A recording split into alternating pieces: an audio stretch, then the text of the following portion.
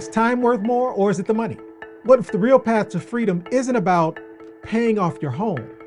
It's about making sure you understand where your leverage is located so that it can continue to produce income for you year after year after year. What if you were able to place your home in a position to continue to pay you? Or better yet, understanding the impact of time, what if you take that extra dollar amount that you have and get it working? What if you take that extra dollar amount that you have and get it compounding instead? What would that look like?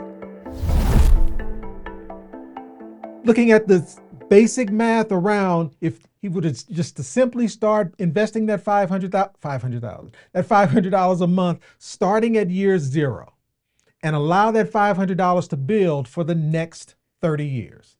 What would be different? Again, it's the same $500 a month. You invest it instead of paying down the loan. Again, these are not my numbers. I didn't magically pull this out of thin air. What I'm saying is if you take 30 years and get that $500 a month compounding in the same vehicle, basic brokerage account, it's fine. What would that look like? How about $700,000? How about a brokerage account with $700,000 inside of your portfolio? This is your opportunity to now have a little bit more than you would have had. Is that enough? Better yet, what if we take this $500 a month? $500 a month is $6,000 a year. This dollar amount can be contributed into a Roth IRA. So whether it's a simple brokerage account or putting it into a Roth IRA, again, whether we're talking about a regular brokerage account or even a Roth account, meaning I'm just looking at what would happen if you put in an account that's taxable versus you put in an account that's not taxable. A basic traditional investment account. And the reason I'm using these investment accounts is because this is what we've been conditioned to do. You guys on this channel who have been here a while know we talk about non-traditional actions. I'm not even talking about real estate or a secure compound interest account, none of that. If we were to just look at what majority of America views as the way to be able to generate income and wealth without getting your hands dirty. So it's a brokerage account or it's some qualified account, hopefully in a Roth fashion producing tax-free retirement income. So $700,000 to $85,000, $700,000 to $785,000 would be, would be that range. And so if we would compare the two, is investing now or investing more later, which one would produce the results that you would need to be able to accomplish your true goals? And that is be able to move on to the next stage of your life. And again, just a simple math comparison. This is not complicated. Starting now, using that $500 now and getting it compounding would produce somewhere between a $200,000 difference, somewhere around a $200,000 difference between starting with more later. Why? It's just math. It's just compound interest.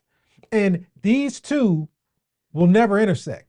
Meaning, you could say, well, what if I give the 2100 more time? Okay, you give the 2100 more time, you give the $500 more time, it's just a larger gap. So the moral of the story is time is your biggest asset. And what are you doing now to make sure you're leveraging that time to be able to put your money to work for you? And we have this question asked a lot on this channel, and it is ultimately, what is accomplished by paying off this home early? Like what actually happened? Well, you saved, or John saved $124,000. Where's that 124 coming from? Well, we're saying if he had a 30-year mortgage at $1,600 a month and it went to term, he would have spent about $279,000 in interest. But because he took his $500 a month and got it and dumped it into his mortgage early, it reduced that 30 years down to 18. And so the difference between the $279,000 he would have spent minus the interest that he is going to pay during that 18-year period, that difference is $124,000. Is that a savings though? Yeah, did he save it? Did he save $124,000? Think about it. Yeah, is anybody saving the money that they actually quote unquote save? But this is how it's being communicated. This is how it's being conditioned that, hey, I beat the bank. Instead of paying $279,000 to the bank, I'm not paying $279,000. I'm paying something less. So therefore, I get $124,000 extra in my pocket. Do you though? Is that 124,000 accessible? Did you avoid cost or did you save 124,000? Saving implies it's in you can access it. I saved it and therefore I can use it. Was it avoided or was it saved is the question. Yeah, it's definitely cost avoidance. And so this also begs the question, are you locking up your wealth or is it just an illusion of safety? Are you putting your money in a position to work for you? Or is this just an illusion of, you know what, I feel better about it occurring? So what would John have traded? Okay, paying off his home allowed him to do what? There's a weight lifted. I sleep better. I understand that, hey, my life is in a better position. Again, it's 124,000 of interest avoided. He didn't save 124,000. Yes, ma'am. Okay, just real quick, can you move it because it's cut off just for the people who are like me and that's going to bother them. Yeah, thank you. My apologies. So again, sleep better. Again, a weight has been lifted. I no longer, after 18 years of putting this extra $500 into this mortgage, I no longer am wearing this weight of this mortgage on my shoulders. I avoided $124,000 in interest. Again, I didn't save $124,000 in interest. I avoided $124,000 interest. Risk reduction. And that's the risk of potentially losing my home if something were to happen. And again, I am not saying these are not valuable. I'm not saying that this is not something that we should all strive for. It's understanding what is being given up when we do. Sustainable income. This plan will crumble if the market crashed even once during his active investment period. What that's saying is the numbers that we've run based off investing that $2,100 a month over the next, 12 years, is assuming positive performance, because then these are all market-based products. So this is assuming that the market is doing well over that period. You get one down market.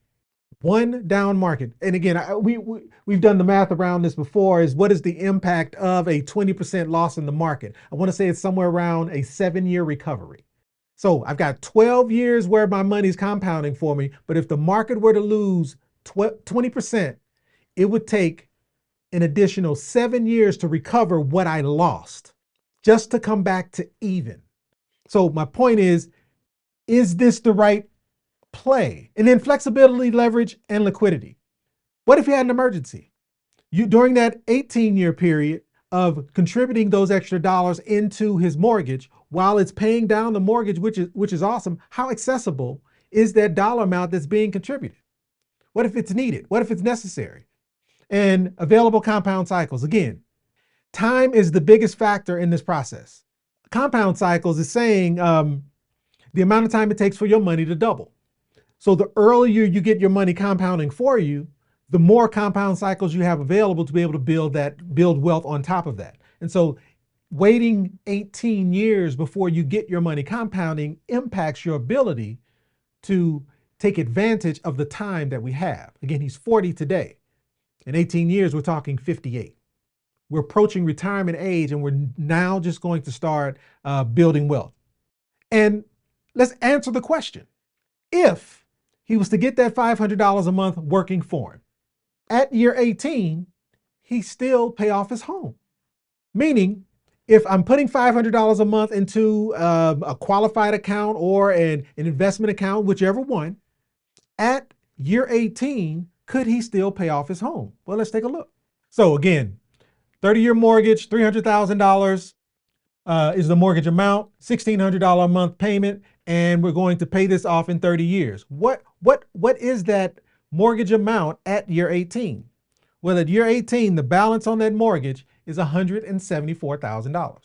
So again, we're just simply doing the normal approach to paying down this home. I'm just going to pay the mortgage payment for the next 30 years, knowing that I'm giving the bank an additional $124,000 in interest, meaning I'm going to go to term and I'm going to pay the full $579,000 on this home. At year 18, the balance on that mortgage would be $174,000. Okay, well, what would happen if at year 18 inside of the 530 years? Yep. So where would we be in this investment account at year 18?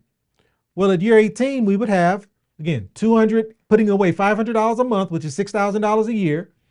the total in that account would be $232,000. So if the goal was to pay off the home in 18 years, so this weight has been taken off my shoulders so that I can sleep better at night, so that I can feel better about not having this burden, or I wanted to beat the bank. If the true goal was to beat the bank, couldn't I still beat the bank here? Meaning, couldn't I take the $232,000 that's sitting in this investment account? Now, if we're talking about Roth, he's 58 years of age. He cannot. He'd have to wait a year, 59. But if we're talking about a just regular investment account, regular brokerage account, Fidelity, Robinhood, whatever it might be, could he take or liquidate some of the $232,000 in this account and still pay off the mortgage? He can. But here's what I would hope that you would see. If you came to this point and you know you have enough liquid to be able to pay off your home right now if you wanted to, is that enough to take that weight off your shoulders? But if you wanted to. If you wanted to.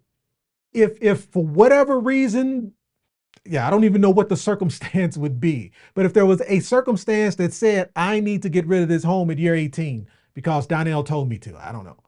The moral of the story is you would have, because you put this $500 to work for you, you have a vehicle that would allow you to do it if you wanted to. But hopefully what you would see is, why would I give up my liquidity like that? Why wouldn't I continue making this $1,600 a month so that in 30 years, not only would I have a paid off home, not only would I have no mortgage on my home, not only would I have the equity left in this home with no mortgage, I also have a $700,000 account that is able to produce income for me.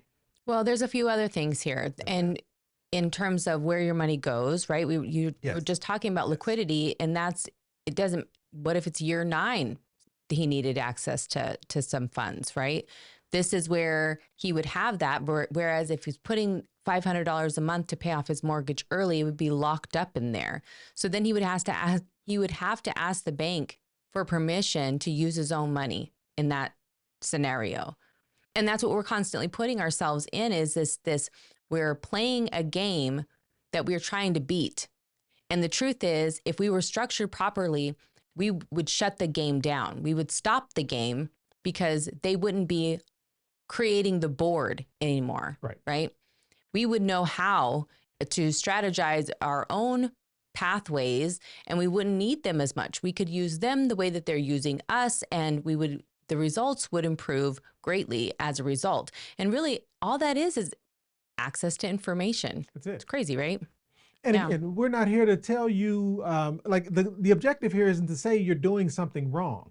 It's to make sure you do the full math, like follow the math through, peel the layers back, and understand the true impact of the actions that we're taking. Well, and just considering, because I think for some people, it's that there's a term, and it's left me now, but the idea that you're already this far in. So now you're committed to this strategy. So you might as well, because you've already invested this much, you've already gone down this road halfway, right? So you might as well just continue to keep going and making the decision, being able to see that, having these discussions now, even if they're uncomfortable, like, hey, what do you think about this? What do you think about this math?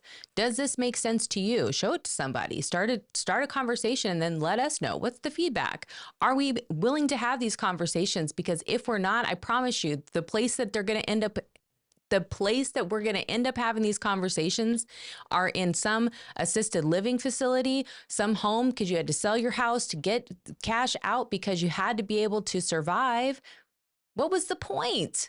The point was to keep your house, right? The point was to maintain a lifestyle. The point was to retire, not just survive. And that's the difference here, I think, is a lot of people have retired only realizing they can't even survive. So they have to go back to the drawing board and start a whole new game all over again. There are a series of comments that came through under that video that stated that exactly. It's my parents paid off their home. They no longer have a mortgage and they're surviving, using the word specifically, survive. Why have we been conditioned to accept just survival? What about abundance? What about the ability to do more than just make that payment? Make sure that the lights stay on. We've been conditioned to do something that, again, The objective here is understand where your leverage is located so that you can put it to work. Because for my goal for you, my goal for anyone who's listening is you understand where your leverage is located and your ability to be able to put that leverage in position to be able to work for you. And our home, in most cases, is the largest asset we have. The math is pretty clear, but most people don't make decisions based off math. They're chasing something that's a little bit, I'll call it, chasing something else. And it's really more about safeness. It's more the feeling and the emotion of, hey, I've done this thing, I've checked this box. And so we want to unpack the real cost of that now. And so there's a catch to this debate. And here's where I actually agree with those in my comments who call me crazy. And that is, I never mentioned where to put the $500 a month. I never mentioned that. What I said was, is there an opportunity to take that extra money and get it compounded? And we have been conditioned to believe when you say invest, you only mean one thing. Well, when you invest in anything associated with the market, you are impacted by market risk. Our ability to be able to time the market isn't there. So the logic or it being a logical move to take this $500 and expect over the next 30 years, or let alone 18 years or 12, I guess, 30 years or 18 years, that somehow the market will not collapse at some point, causing us to have to recover. That's not realistic. So I get it. And then don't miss the impact on taxes. Or how about this? Even if the home is paid off, you still have property taxes that still need to be paid on the home as well. So there are these variables that, again, when I'm talking about putting your money in a position to work for you, I agree. What I am not saying is the traditional market is the place you would want to place that. So we have to be careful around where or the vehicles that we identify where the opportunities are. And so John's investment decision or payoff decision overlooks this critical factor, and that is financial security requires both growth and accessibility, meaning the ability to not just allow your money to make money, but also your money is secure, and your money, you don't have to worry about your money being lost due to market risk. And if you need that dollar, it's accessible. If you need that dollar, you don't have to ask permission to be able to use it for whatever that action might be. So is paying off your mortgage early truly providing a peace of mind if your wealth becomes inaccessible? So if you're putting that extra $500 a month into your mortgage and you can't access the extra money that you're putting inside of it, you're putting yourself at risk. If you're putting that $500 into a vehicle like a qualified account and you can't access that, you're putting your money at risk as well there too. So understanding where, or not just what actions to take, but where these actions are taken is very important.